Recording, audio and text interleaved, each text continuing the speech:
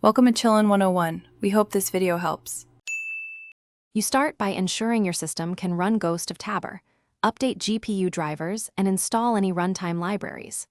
Once done, download the official package and verify the SHA-256 checksum so you avoid corrupted builds.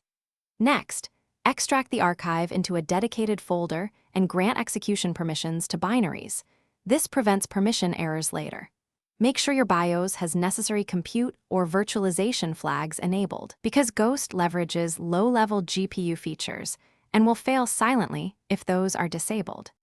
You now configure Ghost of Tabor. Open the config file and set the target GPU ID, memory cap, and concurrency limits so you prevent OOMs. Once configured, choose a profiling mode and specify threads. This balances CPU-GPU work and reduces stalls.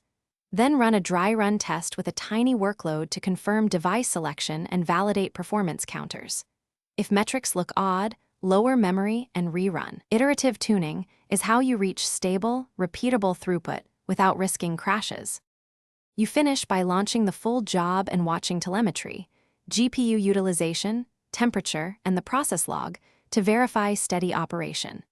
If you see crashes or poor throughput, enable verbose logging and inspect kernel or driver messages to isolate the failure point. Often the fastest remedy is reducing VRAM allocation or updating the GPU driver.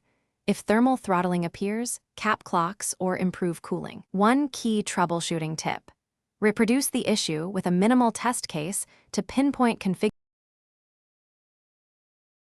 Thanks for watching. Consider subscribing if we helped you.